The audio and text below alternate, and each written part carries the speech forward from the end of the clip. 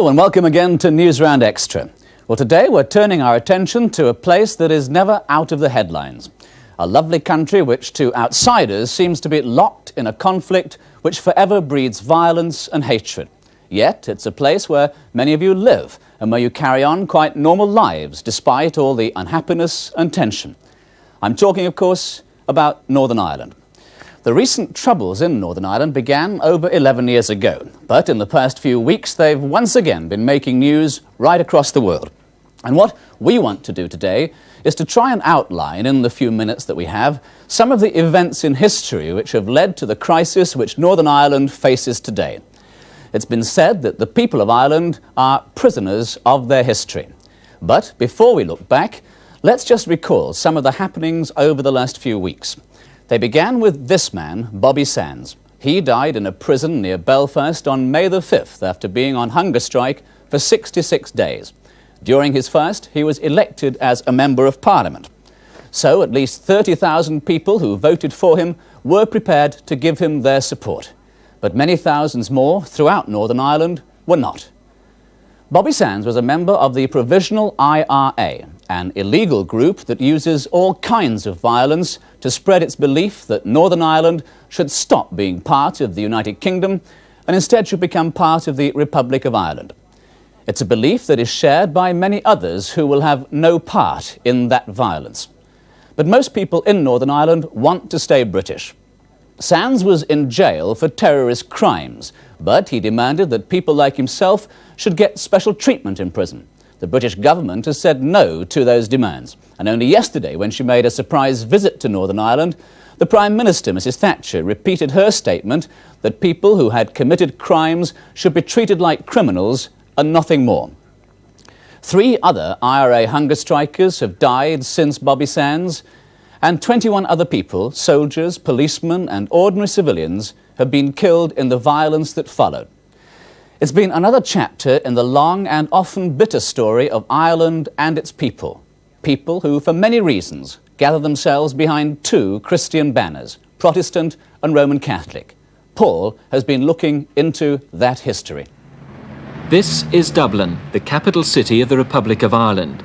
Today, Ireland is just like any other country in Europe, completely in charge of its own affairs. But up to 60 years ago, the British Union Jack flew over these government buildings. And the story goes back nearly 400 years, to the times when the rulers of England took over the land of Ireland. They did this partly to stop any threat of an Irish invasion of England. To strengthen their ties with Ireland, the English government encouraged people from England and Scotland to come here to start a new life. Most of those who came were farmers, and the land they found here was perfect. Their crops thrived and they prospered. But the new settlers weren't welcome. The Irish, those people who were born and bred here, felt that the newcomers who were doing so well had no right to this land, and over the centuries their resentment grew. The 2 peoples lived side by side in this beautiful land. They had different customs, but most of all, different religions. The newcomers were mainly Protestants, and the Irish people were all Roman Catholics. Although there was some fighting, for many years they lived together as uneasy neighbours. But by 1900, a movement centred in Dublin divided Ireland. Called the Home Rule Campaign, many Irish Catholics supported this move to change the way the country was ruled. Here in London, the British government was preparing to give Ireland a bigger say in its own affairs. The Irish Home Rule Campaign had won many supporters amongst MPs here at Parliament. But the Protestant people in the northern part of Ireland didn't want anything changed, and they showed they were prepared to fight to keep things just as they were. This man, Edward Carson, rallied thousands of Protestants to his call as he told the English government that Ireland's Protestants would not accept any new type of government. Then in 1914, all of Europe was plunged into war. 1 million Irishmen, Protestants and Catholics joined the British Army to fight in Germany. But 2 years later, back in Ireland, there was an event which horrified them all. On Easter Monday, Dublin was ablaze.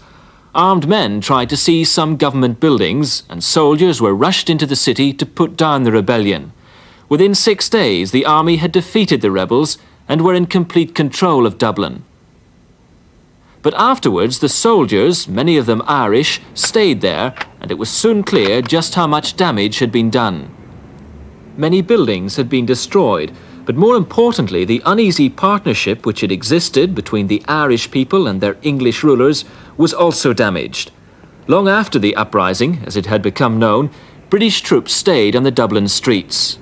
Everyday life was strictly controlled by the soldiers, and the atmosphere in the city grew tense.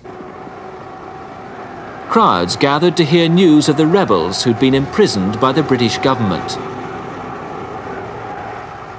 And the army, fearing another rebellion, searched everywhere for weapons.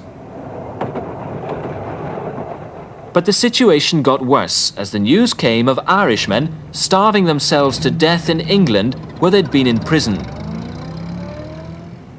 Thomas Ashe hadn't been involved in the uprising, but he was a prominent member of the organisation behind it, the Irish Republican Army, or the IRA. Thousands of people who hadn't supported the uprising came to his funeral. It gave the IRA a chance to show their force in public. 2 years later, another IRA hunger striker died, Terence McSweeney. He was the mayor of the Irish city of Cork. His body was brought back from England by boat, and over 30,000 people attended his funeral. Once again, the IRA claimed the Irish people supported them. Whilst this wasn't true, many ordinary Irish people were angry about the deaths of the hunger strikers and the executions of men who joined the uprising. And the British responded by sending the Black and Tans, so called because of their unusual uniform made up from two different types of army clothing. Many of them were specially recruited for service in Ireland, and soon they became a hated force throughout the country. They were tough and determined to crush anybody opposed to British rule. They went into the countryside looking for IRA men or people who supported them.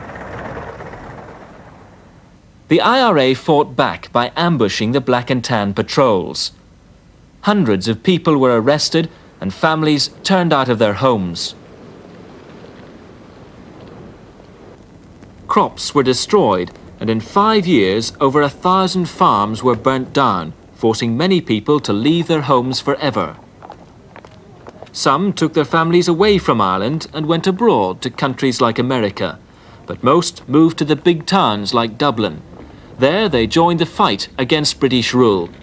Then in 1921 the British government acted. Under this man, Eamon de Valera, Ireland became free of Britain, except that is for a part of the north. The latest chapter in the turbulent history of Ireland had begun. And so, in the 1920s, the map of Ireland was redrawn to look like this, and it's still the same today. The border divides Northern Ireland from the Republic of Ireland, and the north remained part of the United Kingdom, to the delight of at least 2/3 of its people who were Protestant and fiercely British. But many of the Catholics whose homes were in the north were far from happy. The border, though, did not bring peace. Instead, it became a symbol, defended by those who believed in Ulster, hated by those who wanted Ireland to become just one country. Paul takes up the story. Here in Belfast in Northern Ireland and in other major towns and cities like Londonderry, the Protestants and Catholics divided. They lived in separate areas and had little to do with each other. The Protestants had strong ties with the British government, but many Catholics believed that the Irish government in Dublin should be in charge of the whole country, including the north. The situation got worse, and just over 11 years ago, bitter fighting broke out in the streets of Northern Ireland. The violence followed Catholic protests that they weren't being treated fairly by the Protestant government of Northern Ireland. Fighting between the two groups got so serious that the British Army were brought in to protect the Catholic minority. But before very long, the troops themselves were being attacked. In the big towns, Catholic youths took to the streets to fight them. Spurred on by the IRA, their young followers believed they were fighting in the same way as the men in the uprising of 1916. They thought of themselves as one army fighting another. But they didn't just want to drive out the British Army. They wanted to bring down the government and set up a new one for all of Ireland, and to get their way, they launched a terror campaign, bombing shops and houses. Just one of 7,000 bombs in Northern Ireland in the last 10 years. Meanwhile, the Protestant people responded with great displays of their loyalty to England.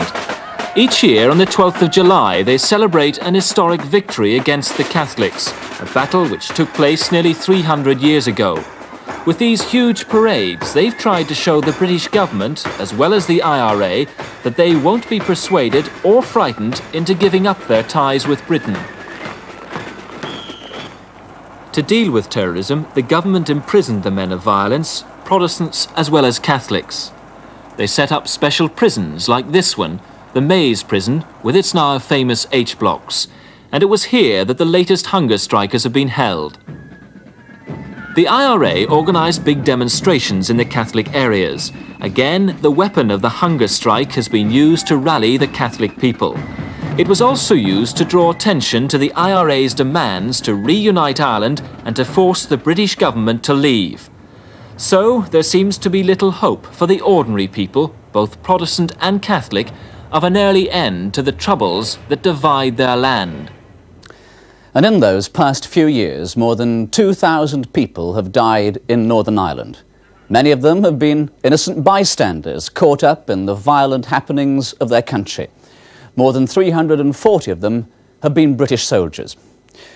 Well, there's no way that we can give you any answers to the conflict that's been going on in Ireland for such a long time. But maybe you'll understand just a little bit more about it next time you see the headlines. And that's all from Newsround Extra. See you again, I hope, with Newsround on Monday. Until then, bye-bye.